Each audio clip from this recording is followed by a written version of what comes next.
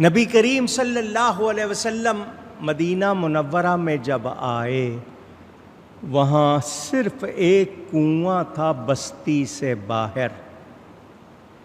بیر روما نام کا یہودی تھا، روما، اس کے نام سے وہ کنواں تھا۔ بیر کنویں کو کہتے ہیں، جس کی جمع ابیار۔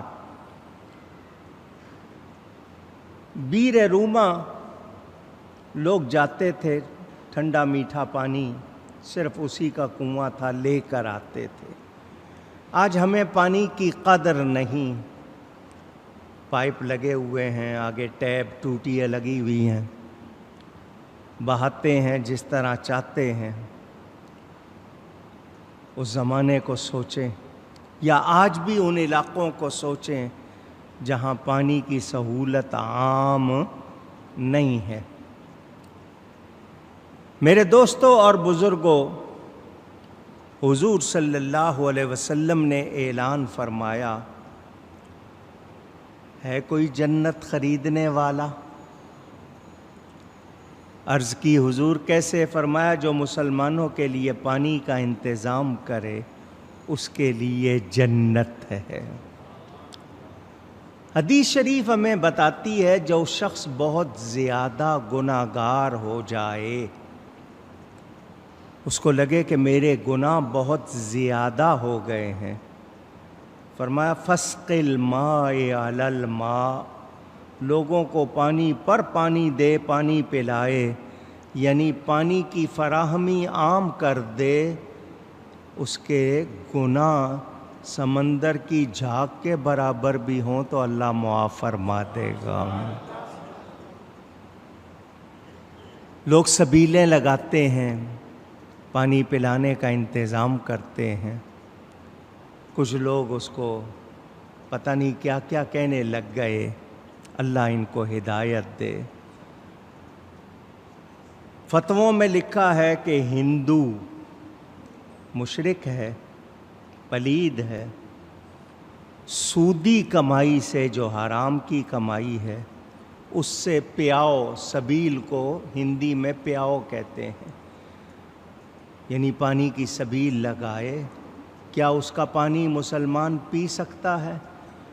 تو اعتراض کرنے والوں کے مفتی نے کہا پی سکتا ہے۔ ایک تو ہندو، دوسرا سود کی کمائی، اس کا پانی درست، لیکن محرم میں امامین کریمین شہدائے کربلا کی یاد میں ایصال ثواب کے لیے کوئی سبیل لگائے تو کہتے ہیں اس کا پانی پینا جائز نہیں۔ یہ دشمنی نہیں ہے تو اور کیا ہے؟ سوچنا چاہیے۔ حضرت عثمان غنی گھر میں گئے، پیسوں کی تھیلی ساتھ لی، روما یہودی کے پاس پہنچے، اس سے کہا کہ یہ کنواں کب سے ہے؟ اس نے بتایا، کہا تو سارا دن اسی پہ ہی بیٹھا رہتا ہے؟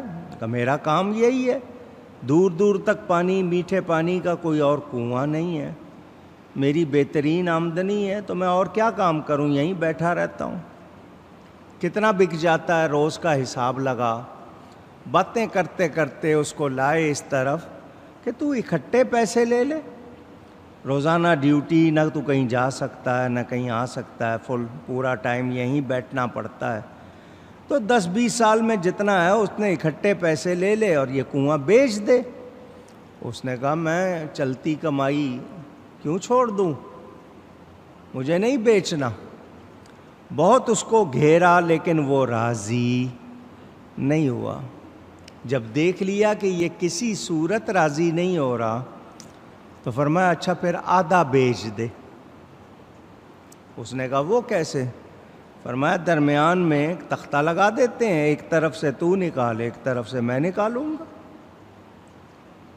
اور تجھے اچھی خاصی رقم بھی مل جائے گی، تو بھی بیچنا، میں بھی پانی دوں گا، لوں گا اس میں سے۔ اس نے سوچنے میں کچھ وقت لگا کر کہا کہ بات سمجھ آتی ہے، کہنے لگا یہ بھی بیچیں گے، میں کبھی یہ 1 پیسہ زیادہ، کبھی میں 1 پیسہ زیادہ، مقابلہ ہوگا، اور پانی نیچے وہی ہے، مجھے اچھی خاصی رقم بھی مل رہی ہے۔ وہ راضی ہو گیا۔ حضرت عثمان غنی نے 25,000 درہم دے دیے اور آدھا کنواں خرید لیا۔ حضور نبی کریم صلی اللہ علیہ وسلم کے پاس آ کر ساری بات سنائی، بڑی مشکل سے راضی کیا اس کو، درمیان میں پارٹیشن کر دیا، تختہ لگا دیا، اس طرف سے مسلمان جائیں پانی لیں، میری طرف سے ان کو مفت پانی ملے گا، کوئی ان سے اجرت، معاوضہ، بدل نہیں۔ مسلمان آئے، انہوں نے پانی لینا شروع کر دیا۔ اس نے حضرت عثمان کو بلایا، یہ لوگ آ کے پانی لے رہے ہیں، تم بیٹھو، یہ پانی بڑا میٹھا ہے، دور دور تک نہیں ہے، پیسے کماؤ۔ آپ نے فرمایا میں نے خرید لیا، اب میں بیچوں یا مفت دوں میری مرضی، تم تو دے چکے ہو آدھا۔ وہ اپنی طرف سے نکال رہے ہیں، تمہاری طرف سے نہیں نکال۔ وہ جو دوسرے آتے تھے اس کے پاس پانی خریدنے، انہوں نے مسلمانوں سے پوچھا ہم بھی تمہاری طرف سے پانی نکال لیں؟ ان کا نکال لو۔ وہ نکالنے لگ گئے۔ اب اس روما کے پاس کوئی آ ہی نہیں رہا، وہ سارا دن خالی بیٹھ کے جانے لگا۔ اس نے پھر حضرت عثمان کو بلایا، میں سمجھتا تھا تم سمجھدار ہو، کاروبار کرو گے، مگر تم نے تو اس کو مفت کر دیا ہے، اب میرے پاس آتا ہی کوئی نہیں، تو دیکھو وہ دوسرا آدھا بھی خرید لو۔ حضرت عثمان نے کہا جب پہلا آدھا ختم ہو جائے گا دوسرا لے لیں گے، جب یہ آدھا ختم ہو جائے گا تو لے لیں گے۔ اس نے کہا اب اس طرح کی بات تو نہ کریں، آپ نے 12,000 اور دے دیے، وہ بھی لے لیا اور مسلمانوں کے لیے، لوگوں کے لیے وقف کر دیا۔ آج تک وہ کنواں موجود ہے، دنیا آج بھی جاتی ہے، آج تو تبرک کے طور پر لیتے ہیں، اس وقت مسلمانوں کے لیے پانی کا انتظام حضرت عثمان نے کیا۔ حضور نے فرمایا تیرے لیے جنت ہو گئی۔ مدینہ منورہ میں حضور صلی اللہ علیہ وسلم نے مسجد کے لیے جگہ لی۔ سہل اور سہیل یہ 2 کم سن یتیم بچے تھے، ان کی جگہ تھی، ایک باغ تھا، خشک ہو چکا تھا، کبھی کسی زمانے میں وہ باغ رہا ہوگا سرسبز، اب خشک ہو چکا تھا۔ حضور صلی اللہ علیہ وسلم کو جگہ پسند آ گئی، ان بچوں کو کہا پیسے لو، انہوں نے کہا ہم نہیں لیں گے، مفت دیتے ہیں۔ حضور نے فرمایا نہیں، ان کو پیسے دیے حضرت ابو بکر الصدیق رضی اللہ تعالی عنہ نے، اور وہ جگہ لے کر مسجد کے لیے وقف کر دی۔ اس کو بڑا کرنے کے لیے، مسجد کو پھیلانے کے لیے زمین لینی پڑی۔ حضور نے فرمایا ہے کوئی جنت لینے والا؟ حضرت عثمان پھر اٹھے اور وہ جگہ خرید کر مسجد میں شامل کی۔ حضور نے فرمایا تیرے لیے جنت ہو گئی۔ یہ باقاعدہ حضور جنت بیچ رہے ہیں اور حضرت عثمان خرید رہے۔ اب حضرت ابو بکر، حضرت عثمان کا ثواب شمار کرو، کیونکہ پہلی بات تو یہ من بنا للہ بیتن فی الارض بنا اللہ لہ بیتن فی الجنہ، جو زمین پر اللہ کا گھر بناتا ہے اللہ جنت میں اس کا گھر بناتا ہے۔ مسجد کے لیے پہلا انعام تو یہ ہو گیا۔ وہ مسجد جس کو مسجد نبوی کہتے ہیں، اس میں ایک نماز کا ثواب، ایک نیکی کا ثواب کتنا ہے؟ اور 1400 کتنے برس سے کون کون ہستیاں گئیں، کنہوں نے نماز پڑھی، قرآن پڑھے، وہاں اعتکاف کیے، مسجد میں عبادت کی، ان سب کا ثواب جتنا اتنا حضرت ابو بکر اور حضرت عثمان کا ثواب ہے۔ اور پھر ان کو کس کی برکت سے ملا، میرے نبی کی شان کا اندازہ کریں۔ حضور صلی اللہ علیہ وسلم نے جنگ تبوک کا موقع تھا، مسلمانوں پر تنگی کا سال، رومیوں سے جنگ تھی، بہت فاصلہ تھا، بہت بڑی تعداد میں عیسائی مسلمانوں کے مقابلے پر حضور نے فرمایا ہے کوئی جنت خریدنے والا؟ کیسے حضور؟ فرمایا جو مسلمان مجاہدوں کے لیے انتظام کرے کھانے پینے راشن کا، جنگ کے سامان کا، اس کے لیے جنت۔ مسجد میں حضور نے اعلان فرمایا، سب صحابہ نے حصہ لیا۔ حضرت عثمان نے کہا میں 300 اونٹ سامان کے ساتھ پیش کرتا ہوں۔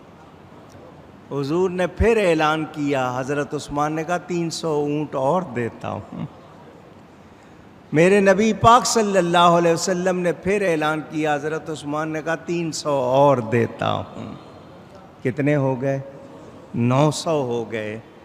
گھر گئے اور 1000 دینار سونے کا سکہ وہ لے کر آئے۔ حضرت مالک بن دینار کہتے ہیں یہ دینار کا لفظ 2 لفظوں سے بنا ہے، دین اور نار، دین اور نار ملا کے دینار پڑھتے ہیں۔ کیا مطلب؟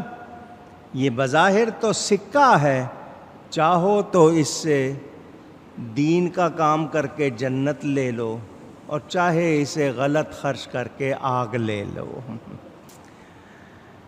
1000 دینار لے کر آئے حضرت عثمان، حضور کے سامنے لا کے رکھ دیے۔ میرے آقا اس میں یوں ہاتھ ڈال کر ان کو اچھالتے تھے اور فرماتے تھے اے عثمان، اب تو کوئی کام کوئی عمل نہ بھی کرے، تیری جنت کا میں ضامن ہوں، میں ضمانت دیتا ہوں۔ وہ حضرت عثمان غنی جنہوں نے حضور صلی اللہ علیہ وسلم سے جنت خریدی۔ میرے آقا کی شان کہ وہ جنت بیچ رہے ہیں، مالک ہیں۔ صحابہ نے اس وقت سب نے قربانیاں دیں۔ ایک طرف آپ نے یہ دیکھا